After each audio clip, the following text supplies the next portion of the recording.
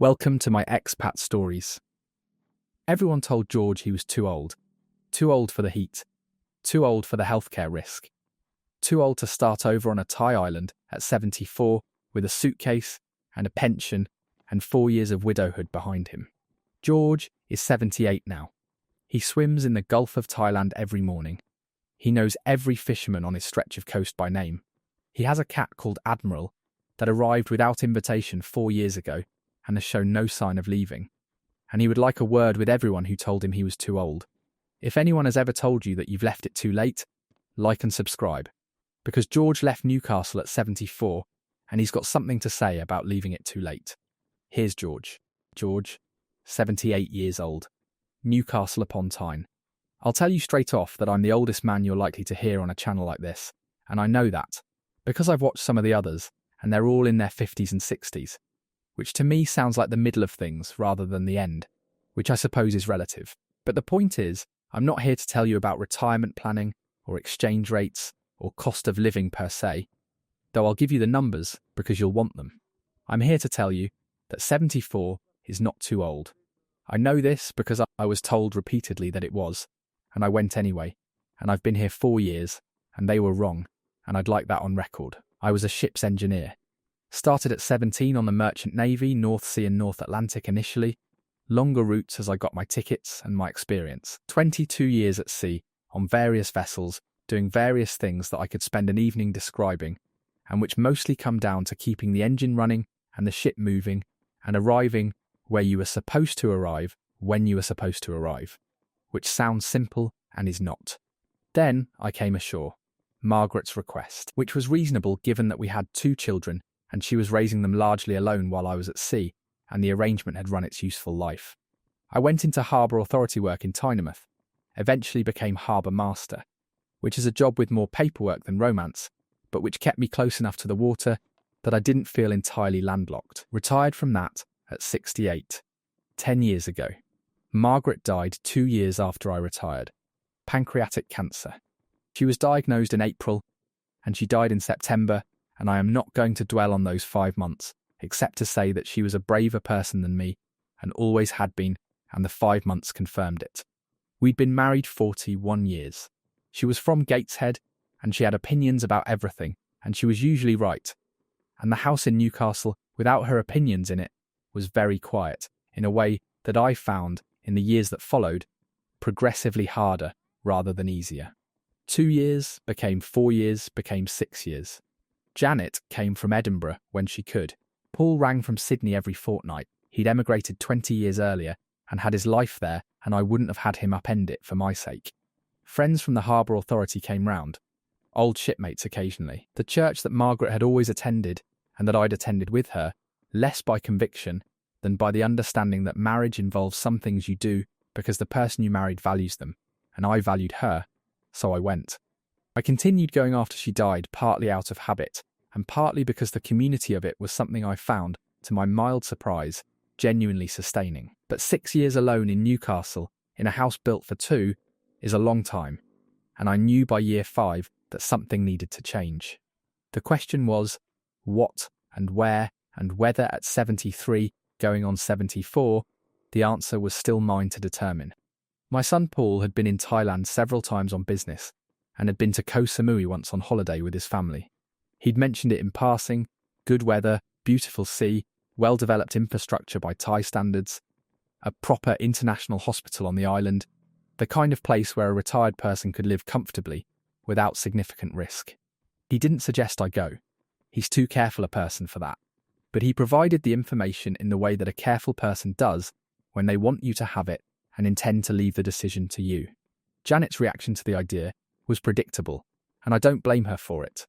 She's my daughter, and she loves me, and she is the kind of person who manages risk carefully, which she gets from me. And the risk calculus of a 74-year-old man moving to a Thai island alone was not one that she could run and arrive at a favourable result. She said, "What about your health?" I said, "What about it?" She said, "What if something happens?" I said something will happen at some point, and I would rather be on a Thai island in the sun, when it does, than in a house in Newcastle in the January rain. She said that's not a responsible attitude. I said at 74 I've discharged my responsibility to responsible attitudes, and I'd like to try something else. She was quiet for a moment. Then she said, "You sound like Mum." I said, "Yes, I know." That was the end of that conversation. I visited Koh Samui in October. Alone, Janet offered to come, and I said no thank you, because I needed to assess it the way I would have assessed anything throughout my career, which is personally and directly, and without someone managing my experience of it. Koh Samui is an island in the Gulf of Thailand, in the southern part of the country. About 250 square kilometres. About 60,000 permanent residents, more when the tourist season is full. It has a reputation as a resort island which is accurate, and which coexists with a genuine Thai community that the tourist side sits alongside rather than replacing. There are proper Thai neighbourhoods and proper Thai markets and temples and schools and hospitals and the daily life of a Thai island that most visitors don't see because they're at the pool. The sea is what I came for.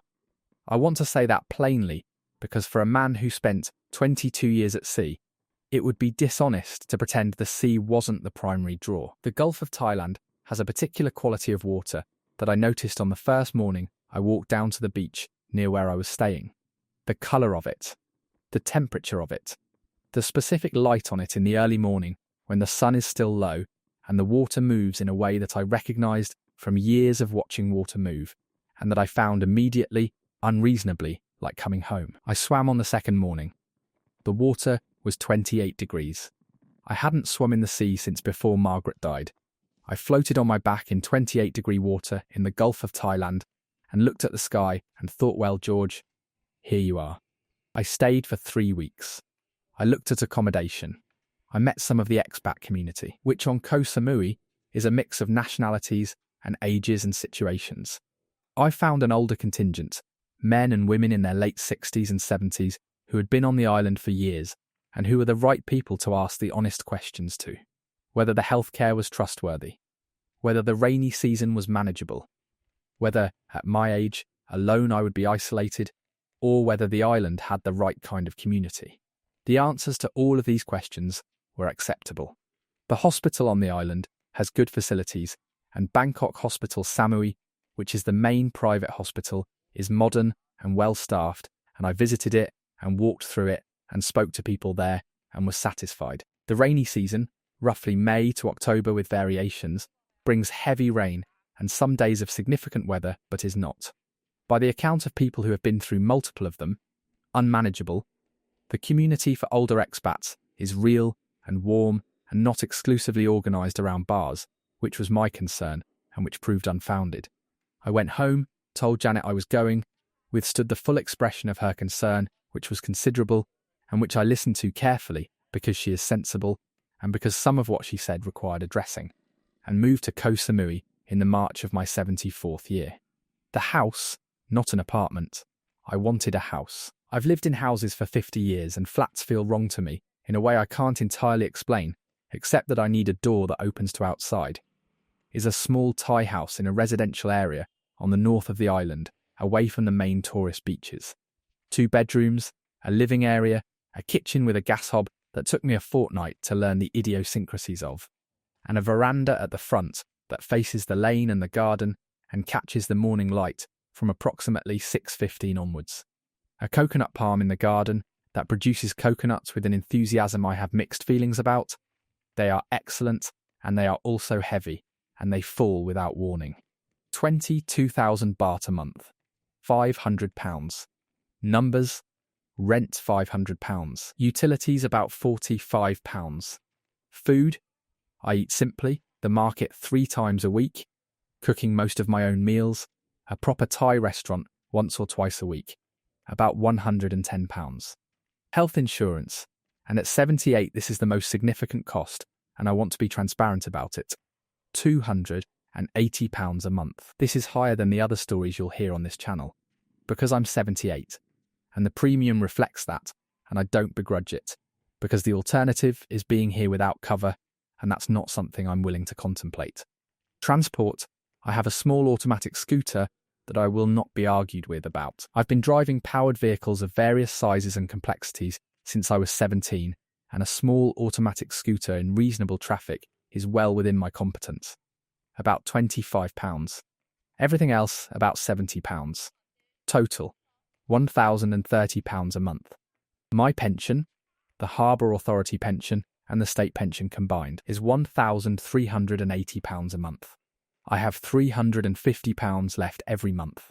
I am 78 years old and retired and self-sufficient and living on a Thai island and generating a small surplus. Janet's risk calculation didn't account for the fact that my costs here are substantially lower than my costs in Newcastle were, which when I pointed this out to her she acknowledged was a fair point. Now I want to tell you about the mornings, because the mornings are the thing. I'm up at 5. This is not Thailand adjusting my schedule. I've been up at 5 my entire adult life. Because ships don't run on a 9 to 5, and harbour authorities don't either, and your body eventually stops pretending it's optional. Coffee first. Strong. On the veranda. The lane outside is quiet at 5 but not silent. The birds on Koh Samui are various and opinionated, and the roosters in the neighbourhood have a relationship with the concept of dawn that involves considerable personal latitude about when it starts. By 6, I'm walking to the beach, 15 minutes on foot through the residential streets, past the small temple where the monks are doing their morning rounds at that hour, past the woman who has a coffee and food cart set up outside the temple by 6 every morning, and who has been set up outside that temple at 6 every morning for 20 years by her own account, and who calls me Lung George. Lung means uncle in Thai, an honorific for older men, and from whom I buy a coffee that costs 15 baht and that is better than any coffee I drank in Newcastle. The beach at 6:15. The water. I swim for 30 minutes every morning without exception, which is the sentence that surprises people most when I tell them about my life here. 78 years old, 30 minutes in the Gulf of Thailand, every morning. I'm not a fast swimmer, I never was, but I'm a competent one, and the water is warm, and the mornings are the best time before the day builds, and I have not missed a morning in 4 years, except for 3 days, when I had a chest infection in my second year, and Janet was on a plane from Edinburgh before I'd finished, explaining that it wasn't necessary, which tells you something about Janet. The fisherman. I want to tell you about the fisherman, because they are the community I didn't expect to find, and that has become, quietly, the thing I'm most grateful for. On my stretch of beach there are 4 fishing families who have been fishing the same water for generations. They go out before dawn in small boats, and they're back by mid-morning, depending on what the water gives them. And they deal with the catch on the beach itself, and they know the water the way I know a harbour, which is to say as something alive and various, and requiring constant attention. I was introduced to them in my second month by a neighbour who understood that a former ship's engineer and a community of fishermen had things to say to each other.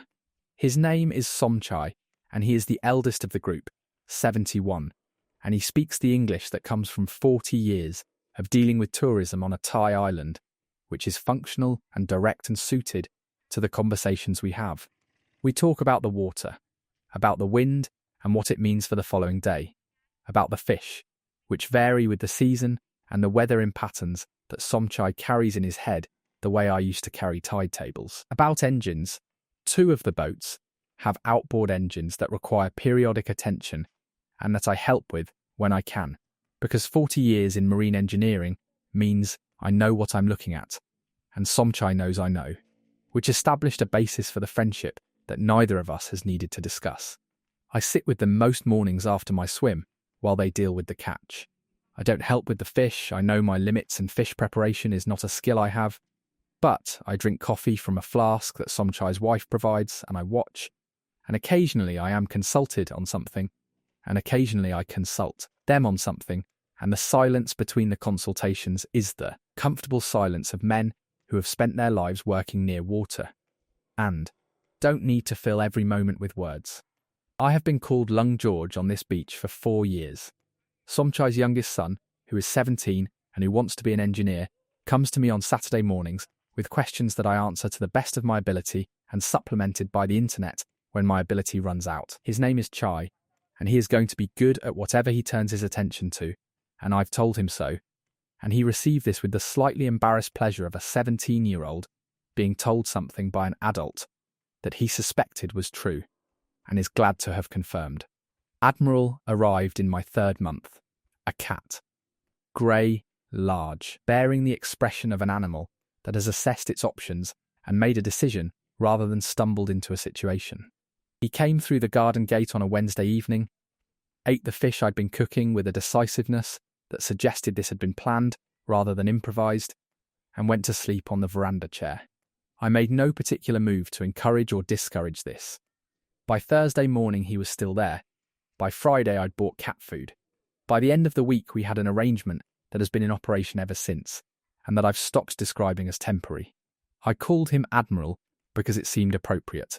He has not lived up to the name in terms of deference or professional respect, but he is consistent company, and he meets me at the gate when I come back from the beach in the mornings, and that is a thing I did not know I needed until I had it.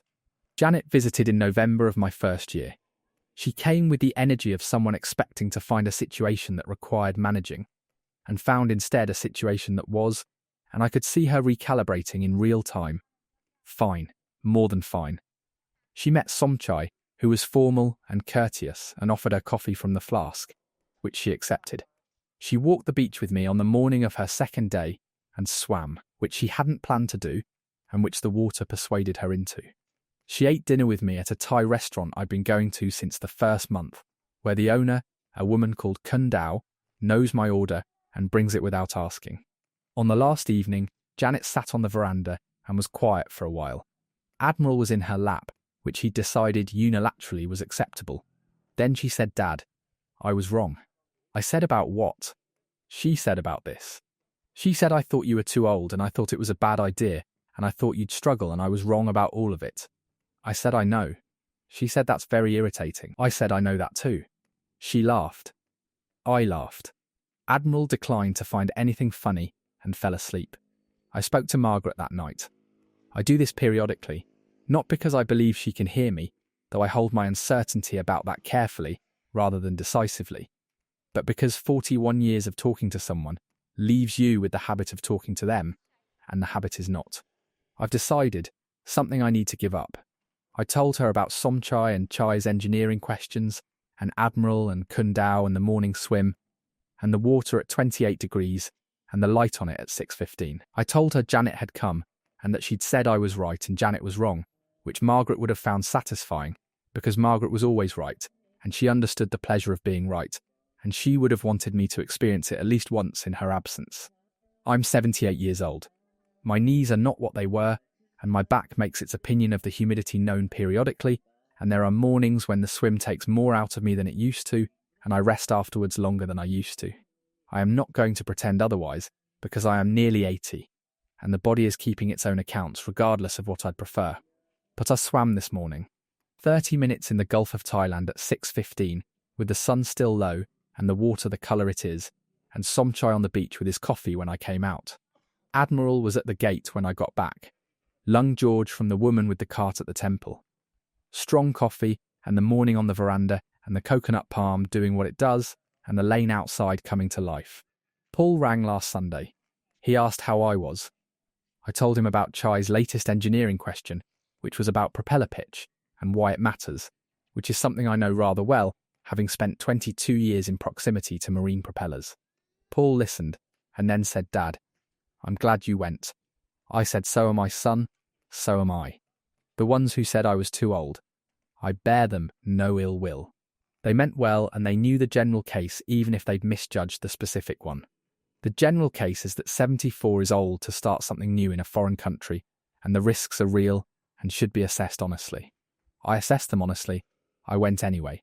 Here is what I found. The sea, which was always going to be there. Somchai and his families, and their water, and their boats. Chai asking questions on Saturday mornings. Lung George at the temple cart. Kun Dao knowing my order. Admiral at the gate. And this morning, which was mine, which was warm, which was another one. I don't know how many more there are. At 78, that's not a question I can answer, and I've stopped finding it troubling. Margaret would say, stop counting and start living, which is advice that takes 41 years to fully understand. This is my expat stories. Everyone told George he was too old. He went anyway at 74.